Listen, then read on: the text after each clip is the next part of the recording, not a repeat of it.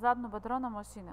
Лягаме така, че валяка да лежи над петите. Притискаме таза към седалката. Колената трябва да лежат извън платформата, на която сме легнали. Главата и погледа нагоре, почти да са продължение на гръбначния ни стълб. Това упражнение е хубаво да работим в пълна амплитуда, т.е. да отпуснем краката до крайната фаза и да съкратим възможно най-високо, така че да ни е комфортно.